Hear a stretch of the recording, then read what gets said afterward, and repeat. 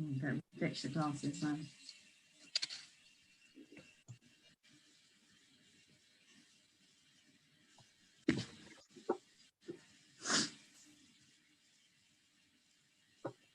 Assalamu alaikum, welcome, hi, and welcome to the Virtual Open Iftar 2021.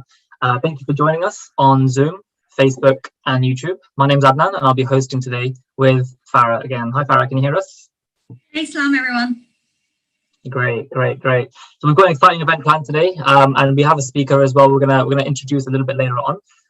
But before we do that, I want to be able to thank our media partners first and foremost. So Islam Channel have really helped us today. Yeah, so special welcome to all of our guests from Islam Channel who also have their Facebook and YouTube on as well. It's a pleasure to have you with us today.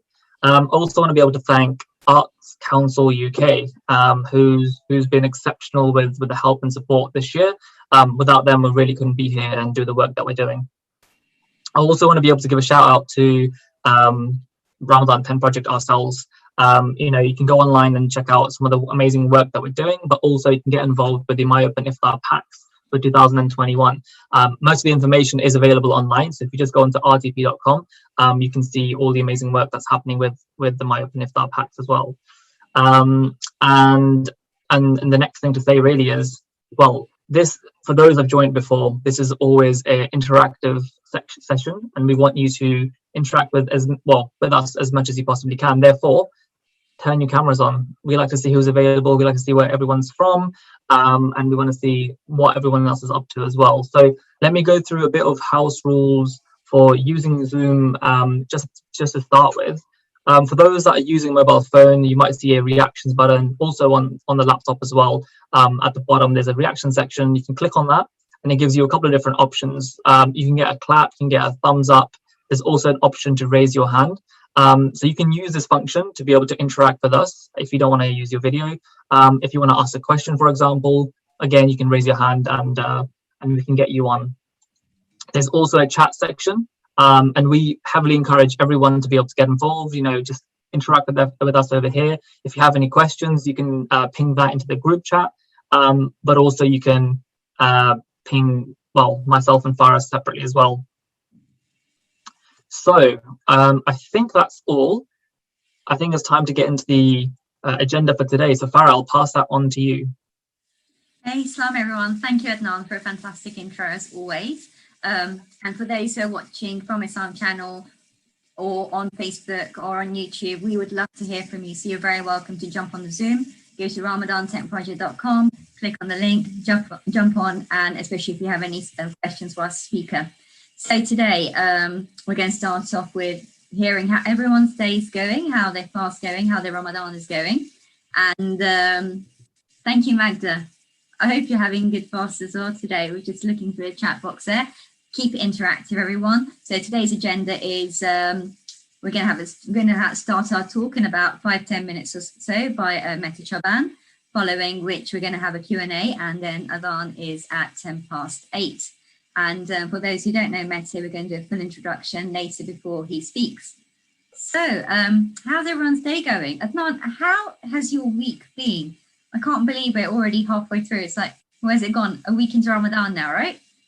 A week into Ramadan. But not only that, I think this week has been exceptionally busy now. I think we've been hosting every day for the last 3 days. And also, I think, everyone's been working and stuff as well. So for me, it's been busy. I have to admit, it's been super, super busy. And I think, how like normally your phone tells you how much screen time you've done. I haven't actually counted how much screen time I've had with just my laptop. I think it's probably been like 12 hours a day, maybe more. So I think that's one thing I want to be able to try and be more mindful of and think about at the end of the week. Aside from that, I think, 1 weekend, it's gone quick. I'm pretty happy with where we are. I think, it's pretty interesting and pretty good. What about yourself? You're right. It's been an absolute fun week, absolutely mad, and an absolute fun week as well. We've had fun with Asma from Darjeeling Express, and then Shamel and Chef Naved yesterday. Lots to talk about food. So today we're going to move a little bit away from food. But before we do that, it's let's see what everyone's having for Iftar today. Now, Magnan's having grilled fish, stuffed vine leaves, rice and noodles and salad. That sounds absolutely delicious. And Iman, Molokhia. Iman, we're going to put... Molkhia. Oh, Iman, you gotta come on, because we were in Egypt Tell a us few about weeks ago. this. Yeah, I really want to know about this dish and how to pronounce it correctly, please. Well, it's called molokhia. I'm sure Adnan knows about it now since he spent quite a bit of time in Egypt. So Definitely, it came up with everything. I think it was served basically with bread all the time, yeah, every but time. you could have it with rice as well and some roasted chicken. Unpopular opinion, some people like to have it with shrimp, which we used to have it sometimes when I'd visit my mom's family back home. But yeah, it's just one of those things I randomly saw like one day on Instagram. I was like, oh my God, I need to have some molokhia. So I sourced some from For the the shop down. audience, sorry, Iman, can you explain what it actually is? Because I didn't actually get the concept of it first. I thought it was spinach, but it's not. So it's basically like, think of spinach, like it looks kind of like spinach, but it's not, and it's mallow. So it's just these leaves that you throw in a food processor, and it's kind of like a soup, like a really slimy soup. I know it doesn't sound as appetizing, but it's actually amazing. So you can cook it in like broth, and you can have it with lamb, you can have it with chicken, then you can have the soup with rice, or you can have it with bread. It's a really, really simple soup. But I agree. It was very slimy and like maybe controversial. I wasn't a fan of it. I'm not gonna lie. I was just being very hospitable and saying I really like this. but you're right. When you mix it in with everything else, it's okay. It's fine. It's just there. A fun fact, I actually found this out recently, but the name molokhia comes from molokhia, which means food for like kings. So only like the elite used to have molokhia back in the day. Probably explains why I couldn't handle it. And do you know what? I'm going to ask you, can you post the recipe in the group? So it'd be really interesting. Oh, yeah. I actually have a really simplified one that I found. That'd be fantastic. Because Magda's also said that she's got some in her fridge. So Magda, we're going to unmute you and you can tell us about how your day's been, how your iftar, what's for iftar, how's Ramadan going? Yeah, my day's been really good, but now my mouth is watering because molokhia is literally one of my favorite dishes, and I don't have it tonight, but I've got it I've got the leaves in my freezer ready for cooking another day. Can I just ask, Magda, where did you get it from? You can get it in Shepherd's Bush, or my local shop is on the A3, but you can go to Shepherd's Bush. Are you in London? I'm in Reading at the moment, but I'll make the trip down. Your travel. Most Middle Eastern supermarkets sell it in the freezer section, so it's really convenient because it's kind of all ready to go. So you just cut open the packet and you can just do it in the broth so easily. But it's the most delicious thing. Are you also Egyptian? Yes. Ah, okay. There's loads of Egyptians here today. Wow. Are you, Iman? I'm half Egyptian. Oh yeah, I'm half. Yeah. Oh yeah, it's a real taste of my childhood. It's so delicious. But I normally have it with rice and noodles. I'm having rice and noodles tonight, which if you don't know, so we fry these little noodles in butter. Oh, the vermicelli noodles. Yeah. I know what rice you're talking about. Yeah. Yeah, and it's a special Egyptian rice, but you can use sushi rice as well. It's a very short grain rice, and then just cook it as normal. And it's such comfort food. I think the two together, it's just so delicious. But let's stop talking about food because I'm literally drooling. But I've been really looking forward. Iftar's going to be Egyptian food next time for sure. So once everything's back to normal, I think I'm going to sign up to this for sure. Do you know what, Adnan? Let's get Mena on. Because Mena, I know you have a similar background as well. So, what are your thoughts on molokhia? Yeah, I love molokhia. I'm also Egyptian, but we haven't made it recently, but I love it. Yeah. What are you having for iftar today, Mena? We're having a bit of like leftovers from like a few days. So we have this like pie that we made that has like also an Egyptian meat called basturma, and some like vegetables and stuff, and some like leftover chicken and rice. When I said I didn't like molokhia earlier, I was just joking. Obviously. Now there's 3 Egyptians around. Feel pretty. Yeah, Adnan, you're going to That's get chucked out. But we can't say anything to you because you did such an amazing job with the cooking the other night. I was so impressed. Thank you. It was all improvisation, honestly. At one point, she was like, "Oh, you got the recipe, right?" I was like, "Yeah, yeah." It was brilliant. It was hilarious. Thank you, everyone. Appreciate that. So, Right. Adnan, what Well, are you having before we move on to Mete? What are you having? what am I having today? So the leftover potatoes from the other day, my granddad made potato patties out of it. And there's a little bit left over. So super spicy, super carby. I'm gonna go and have that later on.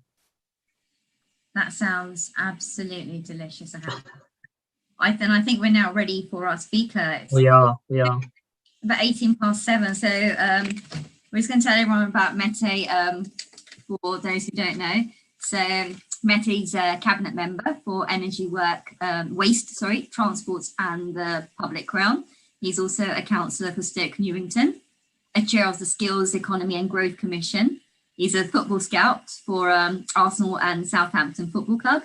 And he also founded the all-party parliamentary group on a better Brexit for young people. So without much further ado, over to you, Mete. Oh, thank you very much for your very kind introduction, and hello to everyone. And I just wanted to start by saying that the best mullah here is in Cyprus.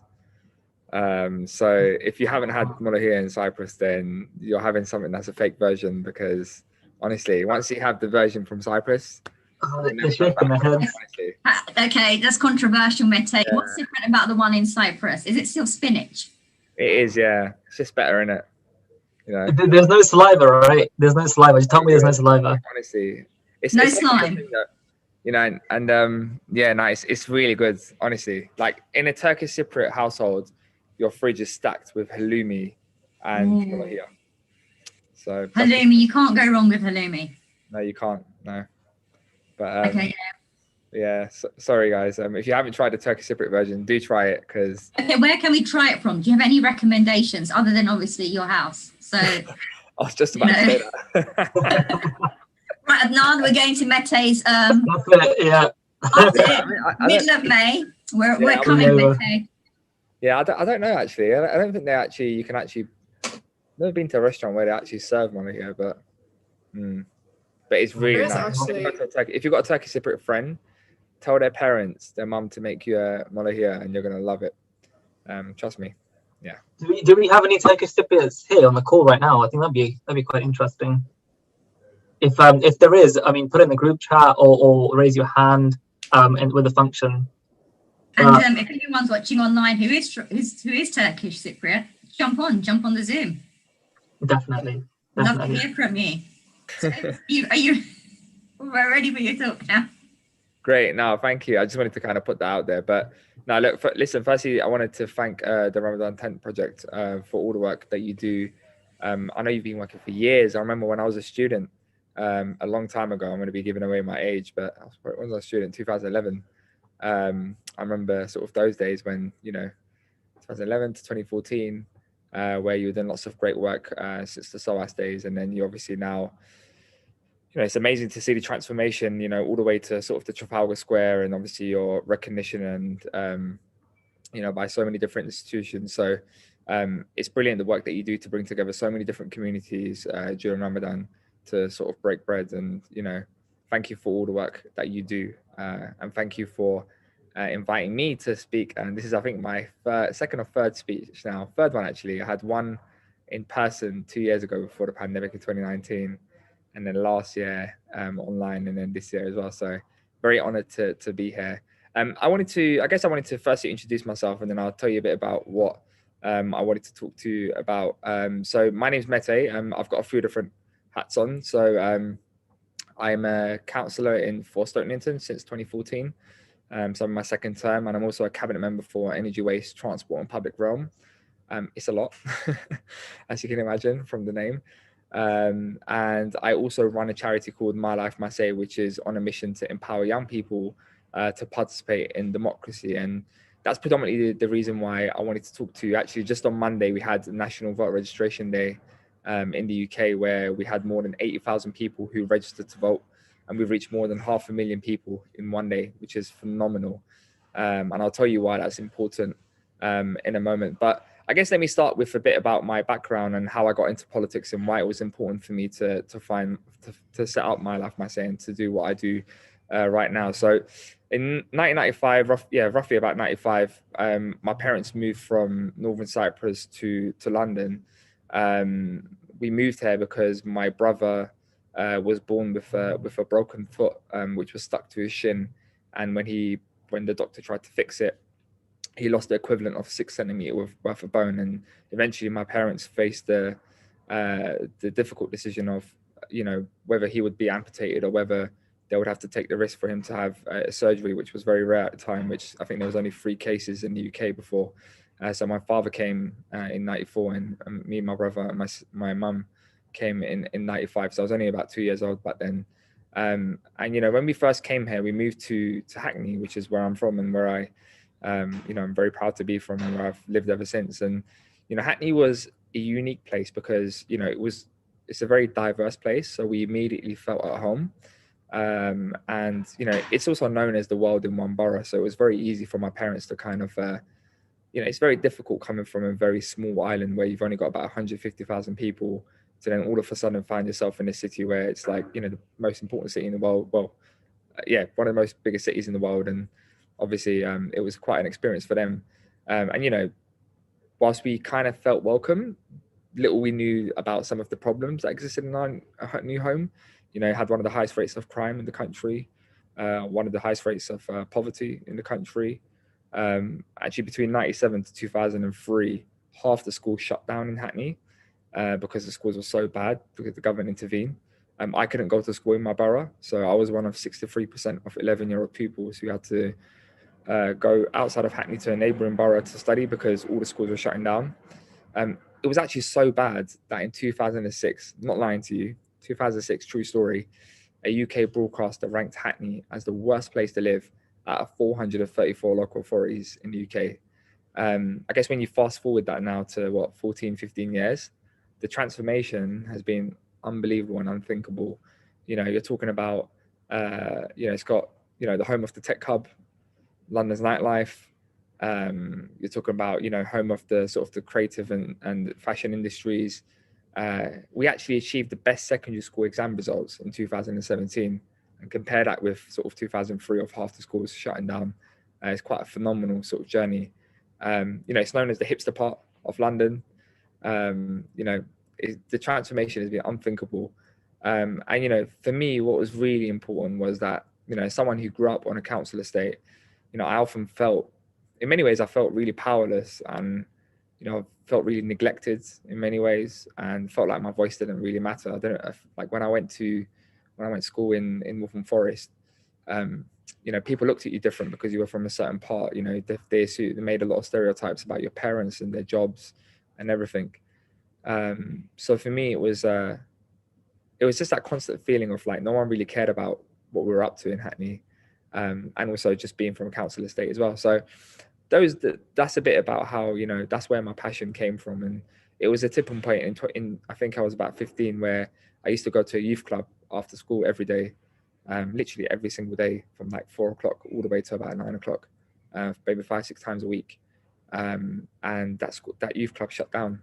And when that youth club shut down, I just couldn't understand why. Like, I was just like, why is this youth club shut down and no one's saying nothing about it?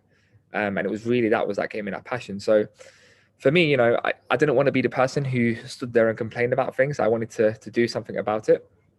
And that's why, I founded My Life, My Say, really to help give young people, empower young people to stand up and be counted about their futures, particularly for people who look and sound like me, who often who are often overlooked in decision making.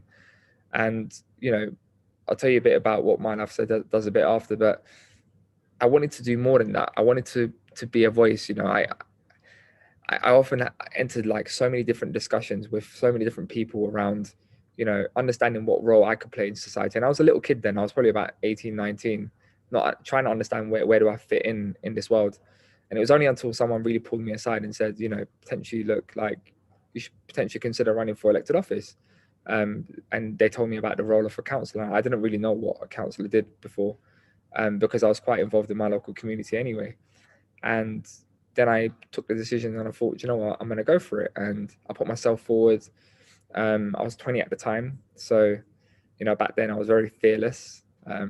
Sometimes I think about it now, I don't know where I had that courage from, but I was only 20 at the time, and I put myself forward and then was elected as the youngest ever councillor in the history of in Hackney at the age of 21. And since then, you know, I felt it was really important to really make sure that I'm using my voice to stand up for people who, as I say, who look and sound like me and who often don't have a voice. So one of the reasons why I wanted to run as a councillor was because, for me, when I described that growth to you in Hackney and that transformation, you know, people often talk about gentrification in different parts of London. And for me, the concern that I had was that, you know, we've lived here through the sort of the worst days of Hackney, and now it's getting better. Like where I am right now in Olympic Park, where I'm sitting exactly right this moment, used to be an old abandoned dog track. And on Sundays, it used to be a Sunday market. Which basically people used to come in and just buy all sorts of things. I remember coming here every weekend with my brother and buying PlayStation games. And, you know, now the building you can see already, lights behind me, this was the broadcasting center of the Olympics, massively transformed. And so for me, the big question mark was, great, you've got growth, but then the question is how inclusive is this growth? Is it for the people who are actually from the area, or is it for people who are just moving into the borough? And the reality is that whether it's true or not, people's perceptions and feelings are that it's not working for people in the borough, but it's working for people outside of the borough. And that's something that we have to work to change. So I wanted to be really at the forefront of that conversation. And through my role as leading the Skills Economy and Growth Commission in Hackney, I led an inclusive economy inquiry into understanding more about, you know, how we could tackle socioeconomic inequality and how we could build a much more inclusive economy in which we change the kind of the metrics in defining success of growth. And, you know, through that program, we've been able to get thousands of people into employment and to jobs, so which has been extremely successful. So that's sort of the mission that I've seen myself as a local councillor, which is about, you know, being a voice for those people who, as I say, like me, who unfortunately didn't have the greatest of upbringings, but, you know, we're able to benefit from a lot of the opportunities that come in into Hackney. And for me, it was always going to be much more about that. It was going to be always about, you know, what more can we do at a national level to kind of give people a voice. You know, we look at everything that's happening around the world right now, whether it's from the pandemic. You could see already that the pandemic has exposed and amplified so many inequalities across our society, particularly for young people, whether it's, you know, our mental health, whether it's, you know, our jobs. You know, I don't know if you've all had the opportunity to see a couple of weeks ago, but when the Office for National Statistics published data on how many people have fallen off the payroll, I think over 63% of them were young people. So it just goes to show you how many people have lost their jobs, because obviously young people are more likely to work in insecure hospitality sector, which obviously got hit the hardest, or the events and, you know, different sectors as well.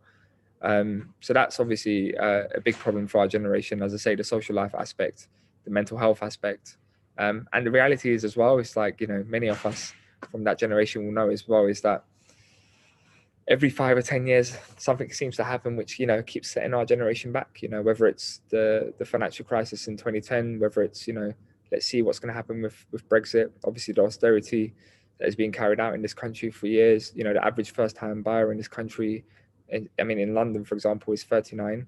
The average first-time buyer of a property spends 420 grand on a property. The average first-time buyer for property requires at least on average about 100k deposit in London. I mean, who on earth could, you know, afford that nowadays? You know, these are the big problems that faces our generation.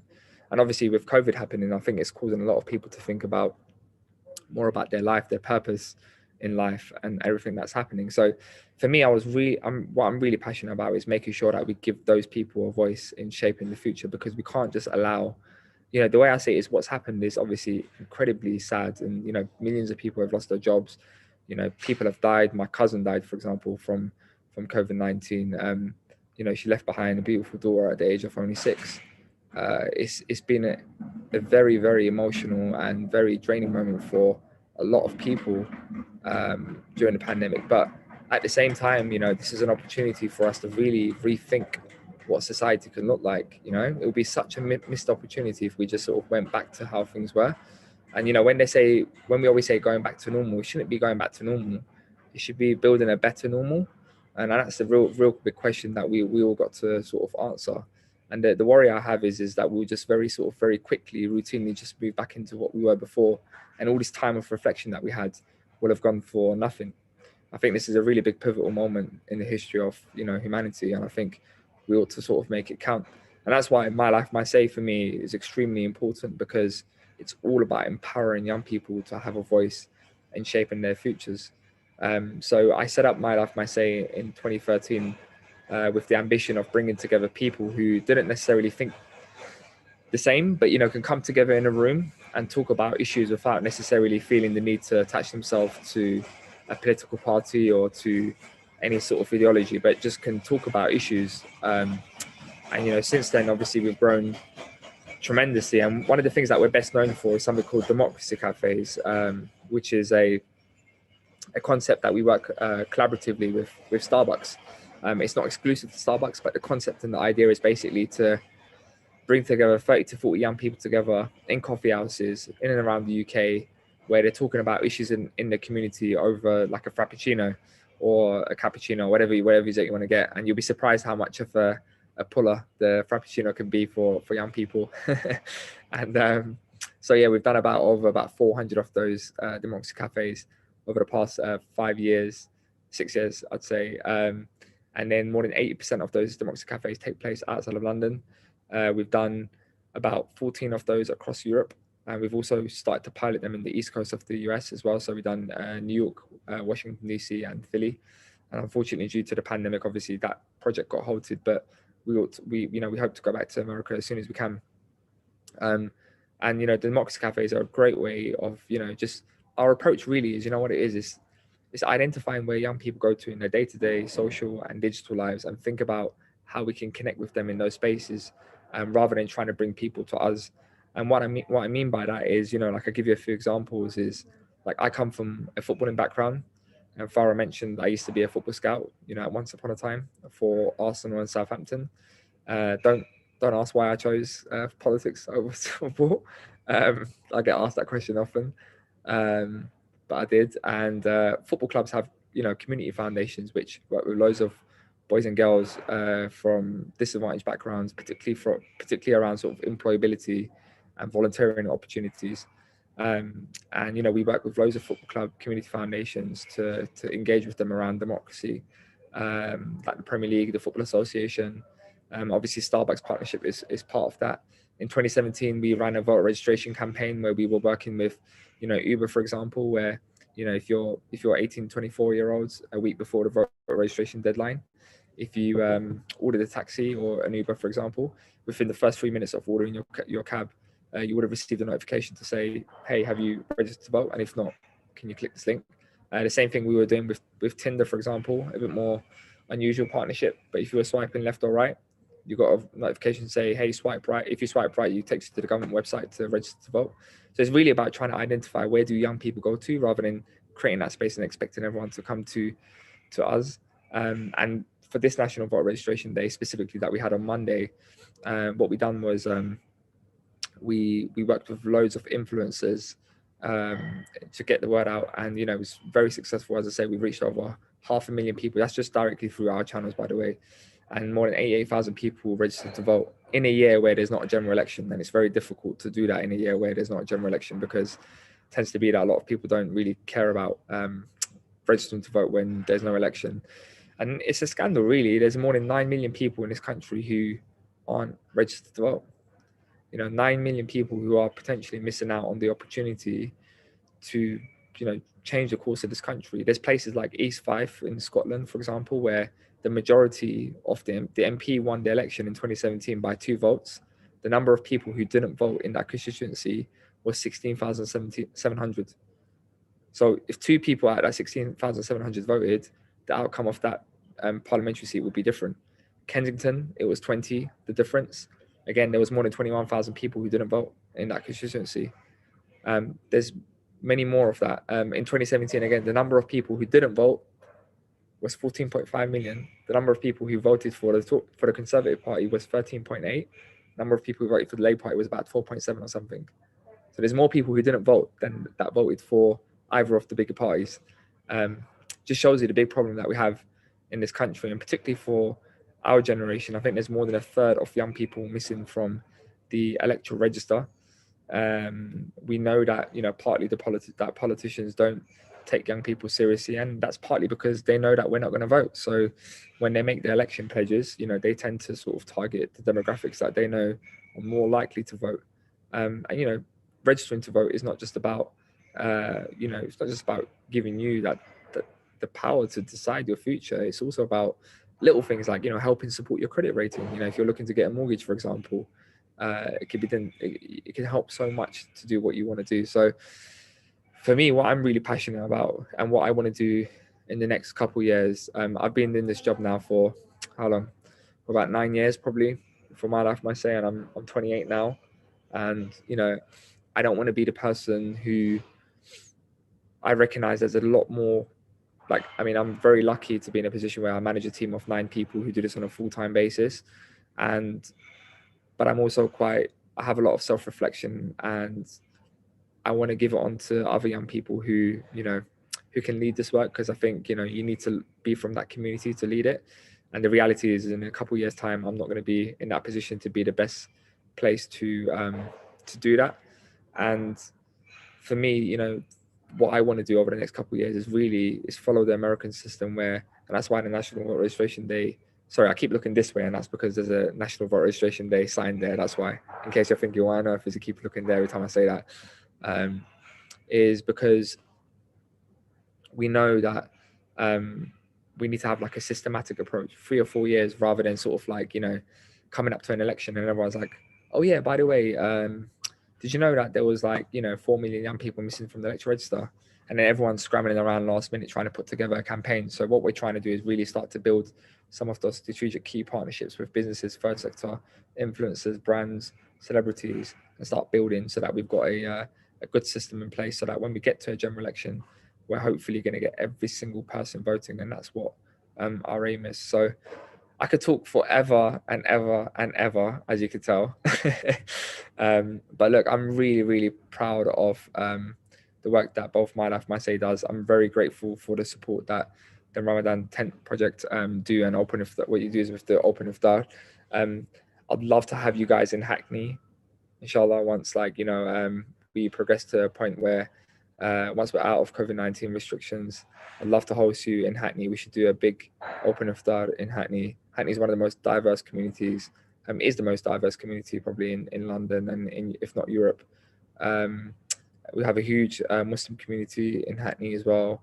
And, you know, some of the stories of like how we work together with different faith groups and or even people from non-faith is just quite extraordinary, given sort of the types of demographics of people who live in Hackney. So, you know, I really want to make sure that we're doing the best we can do to kind of bring together people from different backgrounds, you know, really trying to, you know, as I say, we're at a very important stage of our lives right now. You know, like this is a very, very life-defining moment where we're going to be deciding, you know, do we want a greener, a cleaner, inclusive future? Do we want to have more, you know, like better paid jobs? Do we want to have more like self-sustaining housing? Like there are so many big question marks, you know, stuff that we don't have to no longer like kind of put up with. I mean, I one last point I'll make is I remember 27th March of last year, and I came back from America. I was in America. Came back from America. I saw this headline which said every single homeless rough sleeper will be housed in a hotel, basically, when the COVID-19 pandemic broke. And because obviously there's a difference between being homeless and there's a difference between being a rough sleeper. Homeless is, you know, like homeless could be anyone. You know, you could be renting and then you get evicted and then you're homeless. Doesn't mean necessarily that you're sleeping on the streets. And you could be living in temporary accommodation, etc. And then rough sleeper is people specifically who, unfortunately, we have on who sleep on the streets, and not always from choice, by the way. And for me, I mean, we've seen these, you know, this has been an issue that's been going on for decades, right? I mean, I've never not been, in my lifetime, I've never not seen people on the streets. There's always been people on the street, rough sleepers. And I just felt, wow, like, you know, in the click of a finger, if we really wanted to, we can house all of these people, right? So why on earth has it taken us for us to have a pandemic to, you know, to finally for the pin to drop for us to start to think about real radical solutions on how we can help these people? Like, did we have to wait for a pandemic to happen for all of this to happen? And I guess I give you one last story, which is something that always continues to motivate me to this day. I was about 14, probably about 13, 14. And my father, he asked me to go to work with him. It was half term. And I always tell the story because it's something that, like, every time I talk about it, it makes me really passionate, emotional. And it always re-gives me that energy and passion to give me an extra year. And then I come back and say the same story again and I keep coming back again. But he said to me, Mete, come, like, let's go to, come work. He goes, I'll treat you to some gifts on the way back home. I'm getting paid today. I said, cool. All right, Dad.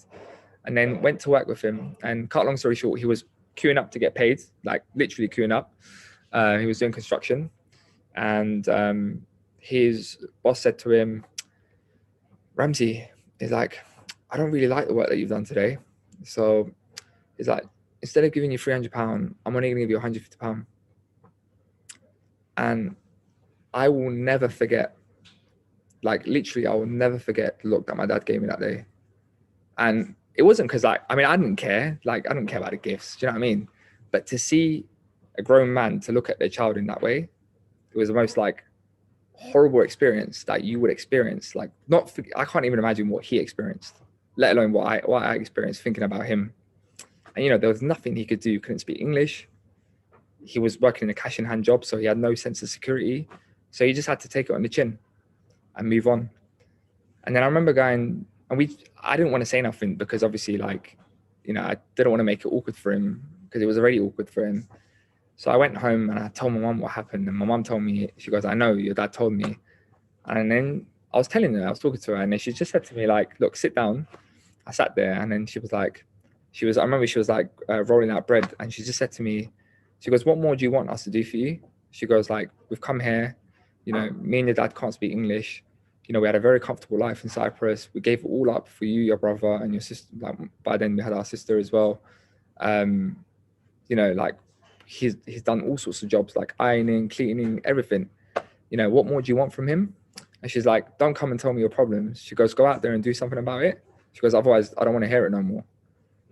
And for me, that was the moment where I was like literally the pin dropped for me. And that was the moment where my life changed. And I thought to myself, from that moment, everything I do is to make sure that everything that my parents sacrificed for me was worth it. Because, you know, they come here, they can only take us certain far. And then obviously it's for us to kind of take that forward. So for me, that always serves as a reminder to stand up for fairness, to stand up for, you know, doing the right thing, and, you know, really to stand up for social justice. And those are the values that sort of I take with me in every day, whether it's, you know, being a counsellor, whether it's representing my life, myself, or it's just me as Mete as a person. So thank you so much for listening. Sorry for rambling on, but I look forward to continuing this conversation. Thank you, Mete. First and foremost, I think we have to thank you, you know,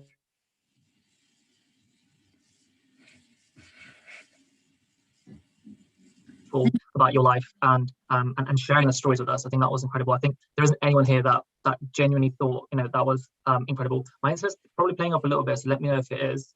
But a lot of the comments that I'm going through right now, I just want to read about the things he's involved in. Very inspiring. That's from Sarah.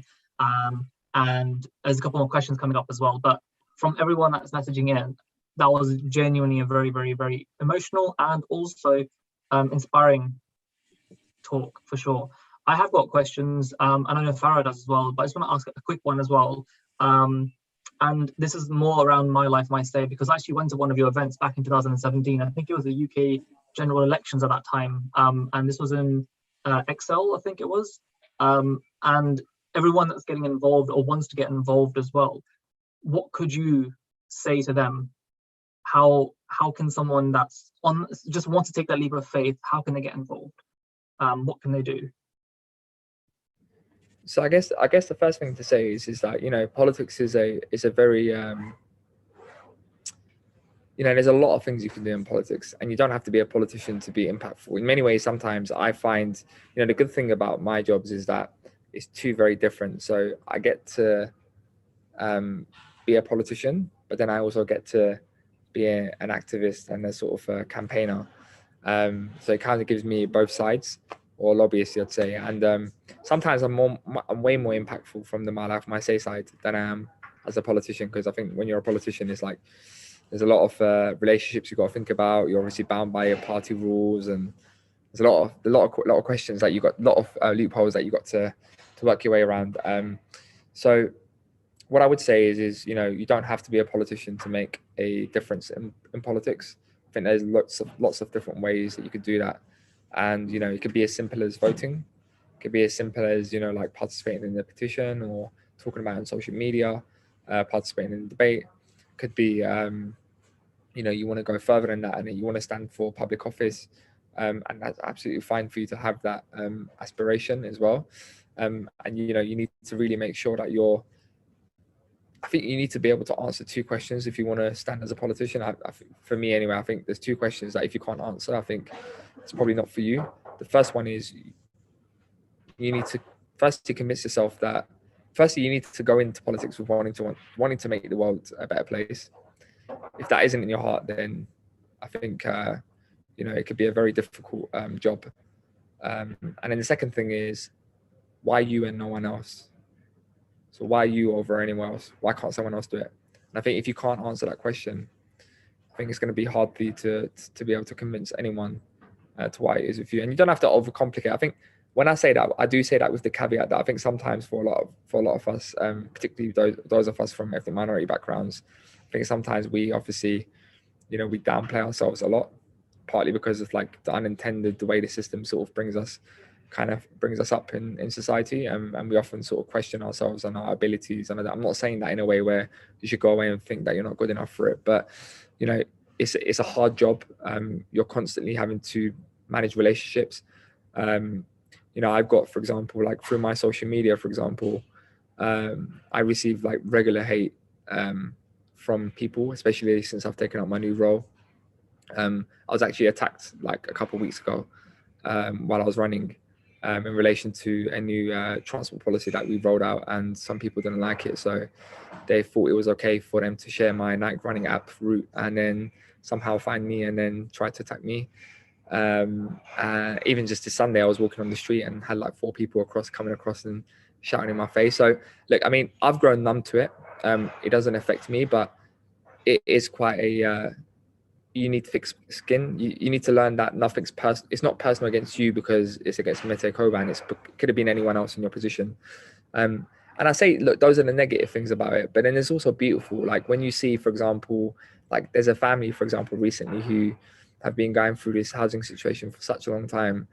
And I remember seeing we were able to help them in the end, alhamdulillah. And basically just seeing their little kids smile and look at you, like knowing that you can make a difference to that whole family. You know, those are the moments that are doesn't matter what money you put to it, like that family will forever remember you, and you'll forever remember what you've done to that family. And those are the things that make politics so special. It's the ability to make difference to people's lives, and it's the ability to make difference at a scale. That's what I'm very interested in. That's why politics is for me. But as I say, there's so many different things you could do in politics. You could be work in policy. You can, like, if you're really interested about certain ideas, you can work, and you don't see yourself as a public figure, you can do that in many different ways. And I'm happy to, like, if anyone wants to reach out to me around some advice and stuff, I'd be happy to kind of help support in that way. Thank you, Mete. I think there are some comments in the section as well that sort of asked to share your details and stuff. You can come back to that afterwards. But thank you again for giving both sides of the story. I think that's what I liked about that. You know, it's being real. I'll pass on to Farah. I know she's got some more questions as well. I say, first of all, thank you so much for sharing your story. It's, you know, so wonderful and inspiring. And one thing that really sort of hit home with me is something like the way I've always been brought up, and, you know, standing up for fairness, and, you know, giving a voice, making sure, you know, you give a voice if somebody else's voice can't be heard, and, you know, how important it is to be selfless in that way. And also, I'm really sorry you were attacked. Like you say, well, it may not have been about you, but it's still not the most pleasant thing to have done. And before I sort of move on to my question, the other thing that, I found quite interesting is, how we tend to downplay ourselves. And sometimes I don't know if that's a cultural or religious sort of thing, to be humble, to be grateful, to, certainly from a religious point of view, you're taught not to engage in conflict and to be fair. But it's so important to also big up yourself. And sometimes when you do so, one does get very interesting opinions on that as well. When you say, when you actually acknowledge it, I can do this or I can do that. And particularly for women, I find people do view that differently as a woman when you do sort of stand up for yourself and, emphasize your skills and what you're good at. So, I'd like your opinion on that. But my question is more about youth engagement. It really, really saddens me when I see teenagers just standing, aggregating on streets with nowhere to go. And, the lack of youth spaces, I think, really disadvantageous for them. So, as a community, as Londoners, or just in general, what can people do to sort of get young people involved in their community? Because, these are the voices of the future. And, they're the ones who are going to be contributing to politics and policy going down the line, and hopefully reducing those inequalities that you've spoken about. Yeah, no, very good points that you raised. And I think, look, going back to that question about the point that you made earlier, and I'll answer your question in a moment. I think some of it is systematic. And what I mean by that is like, like even when we talk about knife crime, right? And I've seen it like in Hackney, for example, like some of my friends that I grew up with and some of the stuff that they've ended up in. I'm not trying to make an excuse for what people do. Not at all. Everyone is responsible for the decisions that they make in their life. And just because you've had bad circumstances growing up, it doesn't, exempt you from, taking bad actions. Like, I could have done bad things, for example, but I chose not to. I still, and it's because of the values that my parents taught me, for example. But what I would say is that you take somewhere like Hackney, for example, where you're brought up, right? You go to a school, you start off in a primary school, and let's say you take your journey, and it could be, I just draw you a picture of someone young, for example, who may be having problems at home with their parents. So they don't feel like they want to be at home. And that mental pressure it causes them at a very young, tender age. They go to school because of the things that's going on at home. Their behavior isn't reflected that well at school, but the school's not trying to understand why this child's behaving this way. Instead, what it's doing is it's punishing them for behaving a certain way. So they don't feel wanted at school. They don't feel wanted at home. Then they go to secondary school. That problem just carries on. Eventually, what happens is they finish school, they finish college. And, at every big moment or stage of their life, they've never felt wanted, or they've never felt at home anywhere. And then the first time someone comes and puts an arm around them, maybe of bad influence, right? But that's the first time that person has maybe felt like someone actually cared about them or whatever it was. Now, I'm not saying to you what they're doing is right, but what I'm trying to say to you is that unfortunately we live in a system where we focus too much on the symptoms, but we don't focus on the causes of what's led to that person getting to that place in the first place. So for a young person to end up in a position where they're, for example, offending, the system's failed them so many times that's allowed them to get to that stage. There were so many interventions that could have been taken at appropriate times where we could have helped prevented that situation from arising. And going back to your specific point about confidence and these points, it's the same thing again. Like one of my friends, we often joke about it, but I say to him, I don't think it's funny. His name's Simon, and he goes to me, he always talk about it. He's like, when I was in year 5, he's like, my teacher asked me, what do you want to be? And he's like, I told him I want to be I told her I want to be a pilot. And she said, be serious, Simon, you're from Hackney. Now, for some people, that's a joke, right? And maybe it is lighthearted. But if all you ever hear as a young kid growing up in a certain area is, do you know what? Don't ask too much. Just get a decent job, pay your pay your bills and your thing. Don't ask too much. Don't take risk.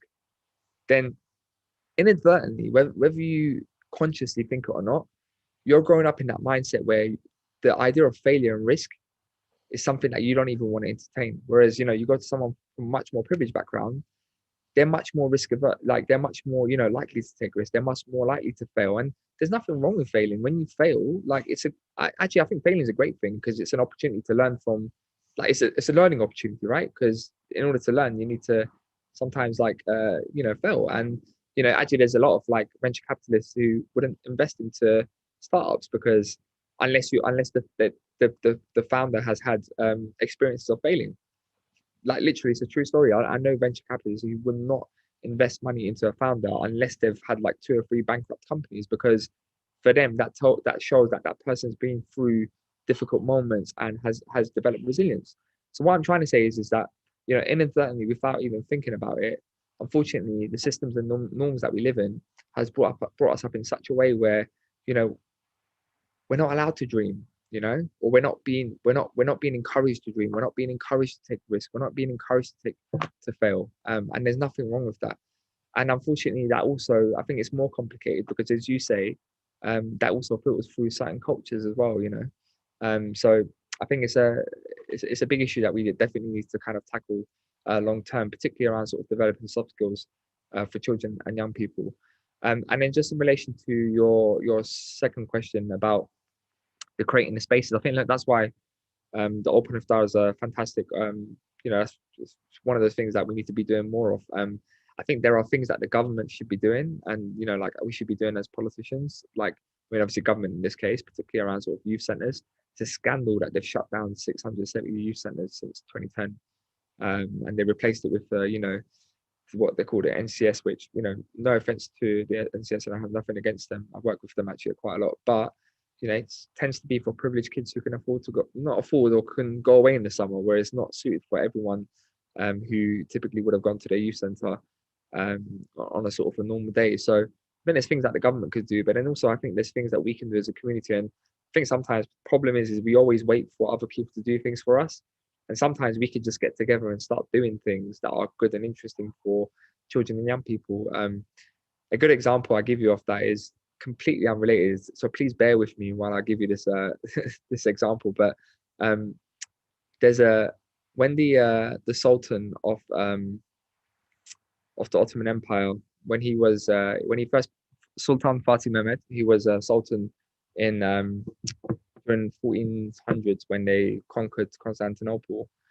He became a Sultan when he was 21, and when he became the Sultan, they said to him, his advisor said to him, because he set out his priorities during his premiership, and he said he wanted to conquer Constantinople, and they said to him, Sultan, like, you know, with all due respect, how are you going to conquer Constantinople when your father or your fathers couldn't do it? And back then the Ottomans were much more stronger.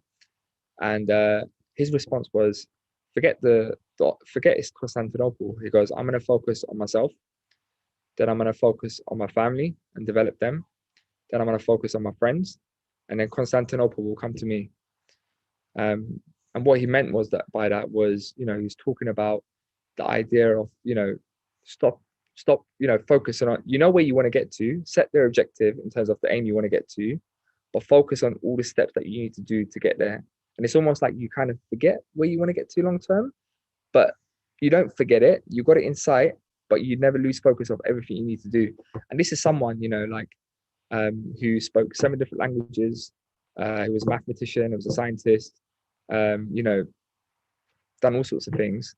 I'm not sitting here advocating or promoting him or anything like that. It's more about just giving you a story of someone who believed in kind of self-development. And I think sometimes, like, we've got this in front of us, we've got access to everything in the instant of our fingertips, and we're just so, like, you know, and including me as well, you know, sometimes we just spend ourselves time just doing needless and pointless stuff, whereas we can be continuously learning about new things, you know, just developing ourselves. And we focus too much on results, and we don't focus enough on what we need to do to get there. So I think, going back to your question, sorry, that was a very long-winded way of answering your question, but it's really just to say, like, you know, I think one of the things that we can be doing is stop waiting for other people to do things for us. You know, if we want to do ideas to encourage to do things for young people, Open Iftar is a great example of that, and I'm sure that there's other things that we can do too. So much, Mete, and I think you're absolutely right. You know, we can have it all. just, through focused and taking the appropriate steps and being confident in ourselves and not being, scared of failing or taking risks. And we've got about 8 minutes until Adnan, so I'm going to hand over to Adnan for the next question. So over to you, Adnan. Thanks, Mara. Yeah, like you said as well, we do have about 7 minutes, but we'll keep it short just because we're going to go into the Azan before that as well. I want to bring on Iman and Shabana, who have a question each, but we'll sort of, I think it's very similar, so I'll let them sort of ask each, and then we can go into your response after, Mete. Sure. I'm happy. Should I go? Oh, no, go on. Sorry, go on, Iman. Yeah, you go first. Okay. No, I'm just, I want to say thank you, first of all, for coming on today. I really enjoyed listening to you speak. You mentioned about getting more youth involved in voting and other spheres of the political, aspects of everything. I was just curious, because you mentioned about, using influencers on social media and that kind of stuff. And do you find that year on year that more youth are getting involved versus, maybe just like taking a step back and saying, no, we're just so jaded with politics, we don't want to get involved, nothing ever changes? Like, do you see any difference lately on like year on year, or is it still a struggle to get more people in the game? No, I think it's improving. And I think, the more and more big life events that we have, like, I think, the Brexit referendum, I think what happened in America with Trump, I think obviously what's happening with COVID-19 now, I think it's starting to politicize a generation here. And people are starting to think that, many of the things that we took for granted, actually, things can easily go away from us. So I think more and more young people are becoming much more political. I always think that young people were already political. And what I mean by that is of course, as a young person, you care about whether you have a job that pays you basic respect or dignity, or you've got a decent roof over your shoulders. The problem is whether you see traditional forms of politics as a vehicle to address the issues that you care about. And partly the reasons why young people don't see traditional forms of politics as a vehicle is because, one, we're not educated about how democracy works. So being able to draw the difference between your day-to-day passion and what you find interesting to what's happening in Westminster, you don't really draw that parallel at a local government level. Number two is obviously because, politics isn't representative. We know, I'm not going to give the stats, but like the average age of a councillor when I first started to be a councillor was 66. It's a very, very still old white male dominated profession. And then the other thing is obviously politicians over the years haven't helped themselves by making promises that they don't deliver, and then obviously that leads to that sort of that trust issue between people and politicians. So I think in answer to your question, yes, young people do care. More and more people are caring. The problem is that we need to, they care about the issues, but I don't know if that's translating to kind of the traditional forms of politics. So like whether it's voting and stuff. And partly the reason why they don't is because, you go to like America, when Obama was running for election, I was there. People were queuing 8 hours to vote. 8 hours. They were planning 2-3 weeks in advance on how they're going to go to vote, like family trips to go and vote. Unthinkable, right? Like for that to happen in the UK. And partly the reason why is because he was an inspiring. We can, as My Life, My Say, we can do amazing campaigns, or all these different organizations can do amazing things. But the reality is in order to get people out to vote in mass, you need inspiring politicians. You need someone who's going to get you out your bed and say, I'm going to go vote today. And unfortunately, because of the leadership issue we have, because of the representation, that's been something that this country is lacking for a long time. Yeah. Good. I'm Shabana, sorry. Mete, 30 seconds. Mine's linked to what you've just been saying already. Thank you firstly for your talk and for sharing your stories, but it's what can we actually do to encourage younger generations to vote, and especially those from ethnic minorities? Obviously you've touched on what happened in America, but it'd be great to see that happen here. But what can we actively do to encourage, whether it's our families or friends or communities, to actually register to vote and actually vote and make a difference? Yeah, so I think the first thing is like just being on, the thing is there's no harm of being on the electoral register, and you don't have to vote to be like, if you register to vote and then you decide not to vote, I mean, obviously ideally you should vote, but if you don't, that's fine, as long as you're on the register, because that makes a huge difference in terms of like how them policymakers and politicians, then it's a bit like the census, right? Like the reason why we had the census this year, the reason why the census was really important for people to fill out was because it gives an idea to government and to all these key institutions about the type of demographics that exist out there, so that when they're actually formulating policies, they've got an idea about the demographics that live in the UK and the sort of the classes and all that sort of stuff. Same thing as voting. It's like if you're absent from the table, then it's almost like you're not part of the conversation. So, you know, I think the best way to frame it is, you know, it's like having that opportunity to have a say. I mean, it's crazy and unthinkable. Like, I don't understand why we're even in a situation where we have to even convince people to register. I mean, people used to die to have a vote once upon a time. And I think just being empowered, as I say, there are other benefits that you could say, things like credit rating and all these different things. But fundamentally, you know, I'd like to think that people would want to have their voices counted and have that option. You know, maybe they will decide not to vote. That's fine. But maybe you wanted to vote. And if you didn't register to vote, then it's too late. You know, so I think registering to vote is the first thing that everyone could do. Thank you, Mete. Thank you, Shabana, and thank you, Iman, as well for your questions. Unfortunately, that is the end of the question and answer section. Thank you, Mete, for joining us and actually giving a great story and response as well. I'm going to hand over to Farah for the last couple of minutes.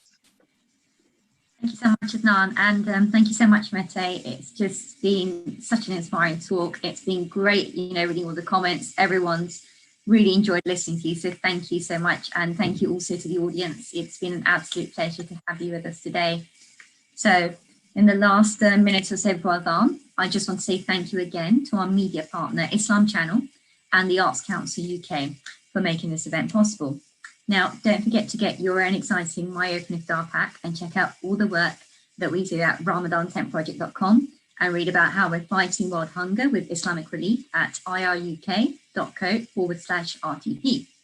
So Ramadan is a month of charity and giving, and we want to tell you about Launch Good's Ramadan Challenge. So with this challenge, you can automate your giving to support different projects as well around the world, and setting up donation amounts to give to different campaigns daily throughout the month. And for everyone who signs up to the Ramadan Tent Challenge using our link, RTP will give us a top up of $50 from Launch Good, and you can sign up for this. And the link is launchgood.com/team RTP. And that leads us nicely over to the Adhan.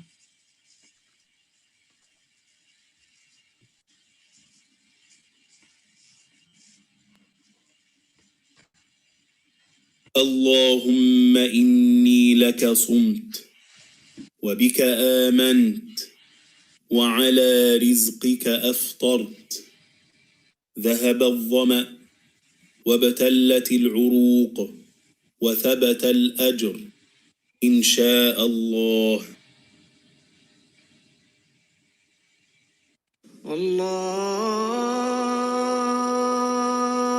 الله أكبر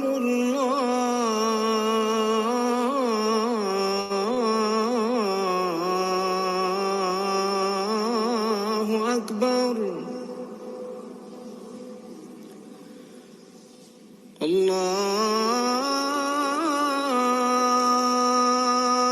الله أكبر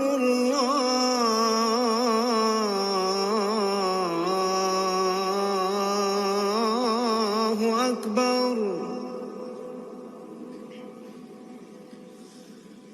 أشهد أن لا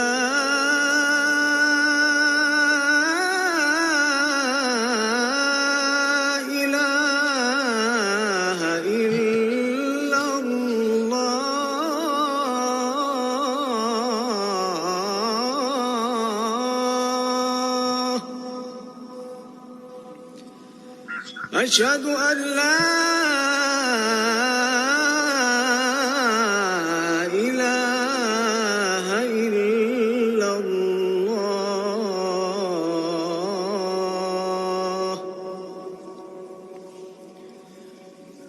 أشهد أن محمدًا رسول الله.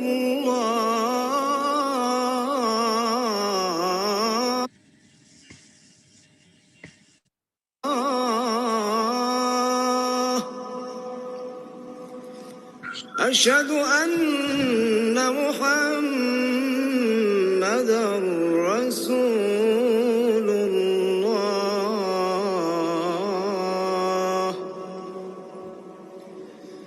حي على الصلاة.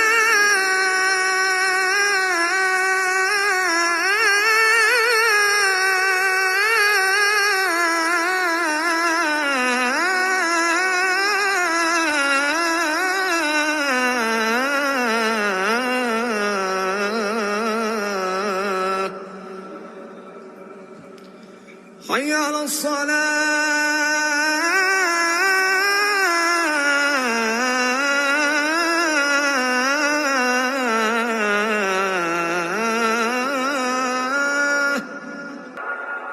حي على الفلاح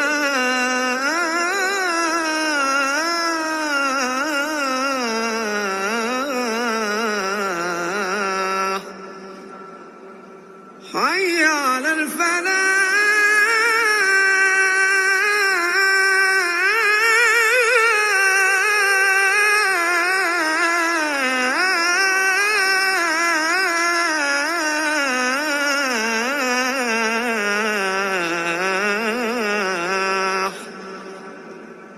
الله أكبر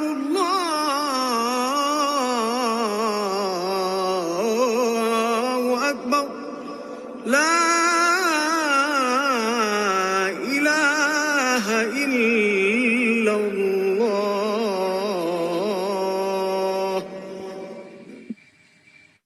اللهم رب هذه الدعوة التامة والصلاة القائمة آت محمدا الوسيلة والفضيلة وابعثه مقاما محمودا الذي وعدته إنك لا تخلف الميعاد.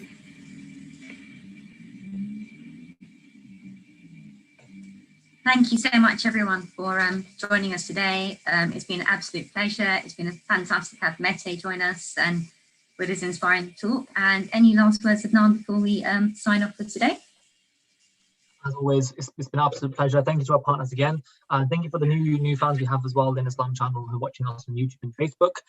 Mete has very kindly left his details as well in the chat section for anyone that is interested to get in touch.